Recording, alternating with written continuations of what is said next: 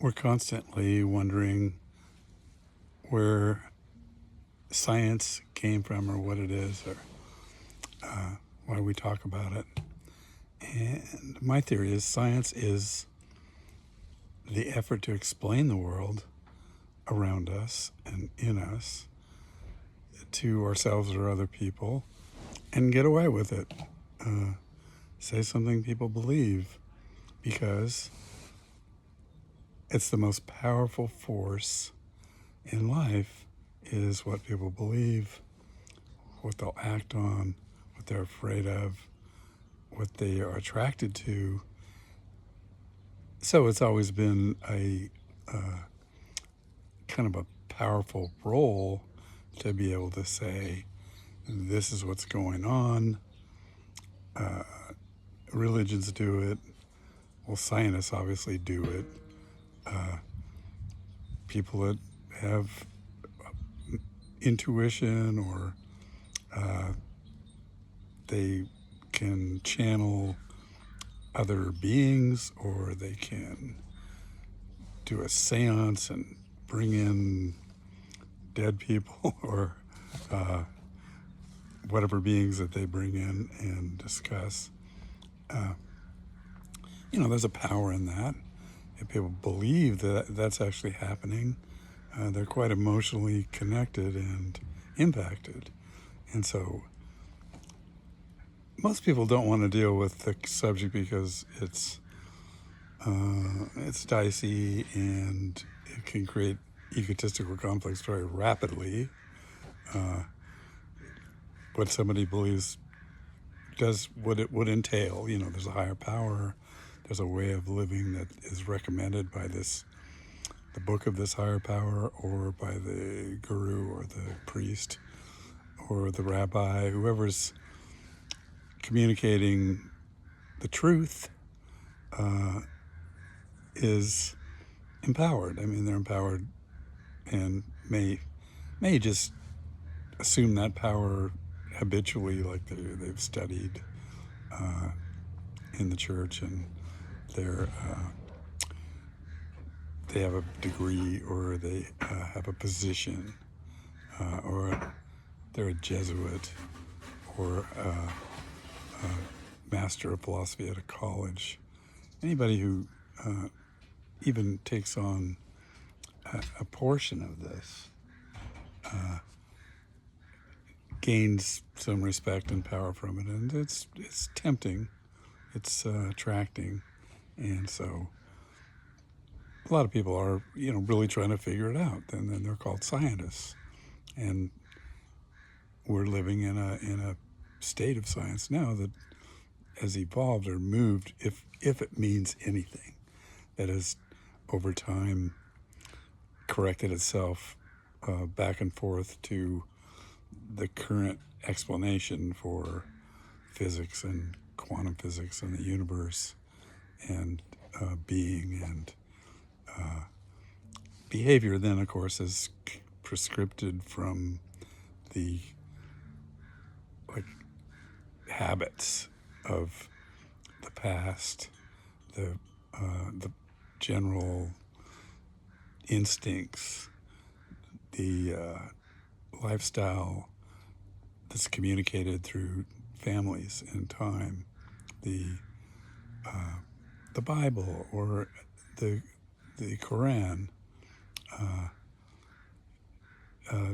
In this evolution of thinking, from addressing just the intellectual side of it, the material side, and the laws of the material universe, which there's been a lot of discovery and discussion around the material universe, and also around the spiritual side of life or the psychological side of life.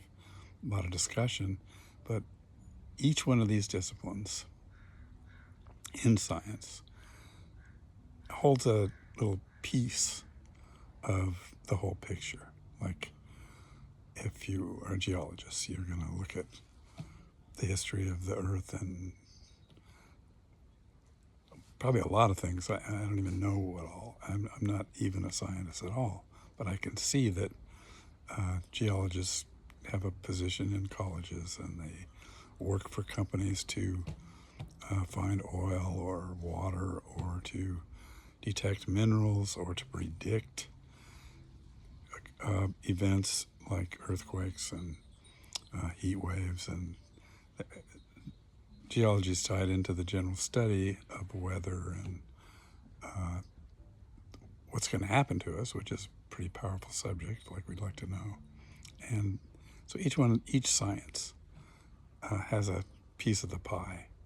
And then inside that science, the general definition of life has to kind of agree up to so ideas can even be discussed in a universal fashion.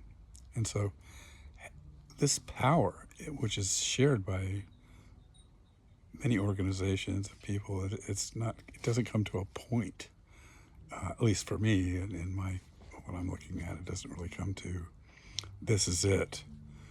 There's moments where something seems really compelling and dramatic, and then the mind moves on, intentionally or unintentionally.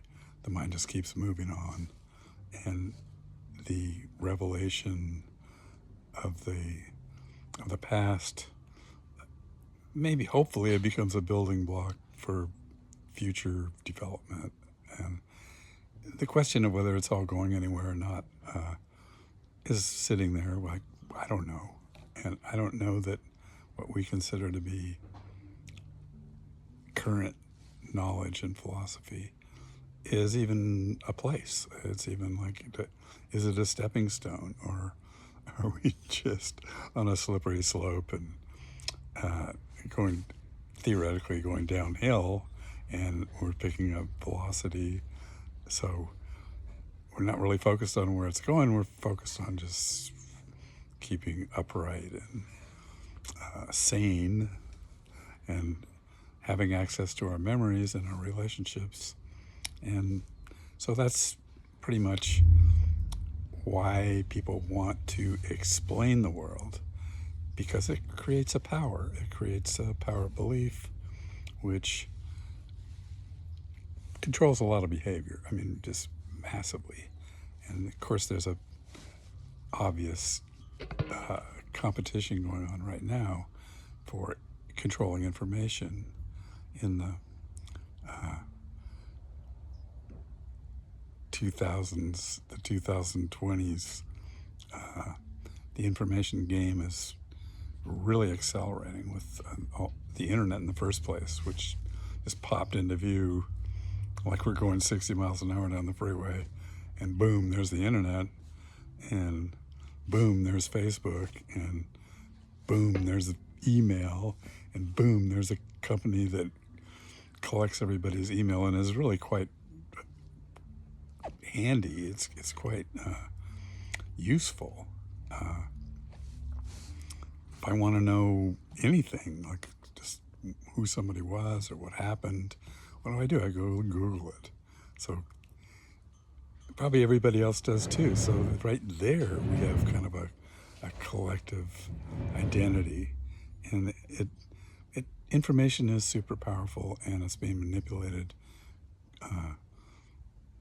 from powerful forces. I mean, big money, high scientific inquiry, artificial intelligence, supercomputers. If they could think like a human, it may even help things. But my impression is, as humans assign more of their daily time to machinery or to device. I mean, my telephone does things that I couldn't even imagine 20 years ago. I thought just being able to talk in my car and stuff was pretty cool, but I wanted one, and I followed it. And when I was having a little economic deprivation, I didn't have a cell phone in the early days. I mean, it was kind of expensive and kind of weird, but I'm not weird. It felt entitled to have a cell phone, And I really wanted one, and I pursued it, and eventually, we all have them. And if you have even a fairly modern one, it will perform more functions than any computer you could have got your hands on before 2020, 2015. Even talking about things that have just emerged into our life, the computers first, email, the internet, then all the Facebook, and I'm not even going to start naming them because there's internet nooks and crannies for everybody and everything, and the information that any source of information can attract like attention and have more viewers. It's worth money, so there's a lot of activity around getting the most attention, because that's how information is manipulated, and whoever can claim to know the most about why we're doing this can start a religion or start a company or start a Facebook page or a GoFundMe. It's a crazy world, and not that I could ever explain it, but I think the evolution of science is just something I'm really interested in talking about.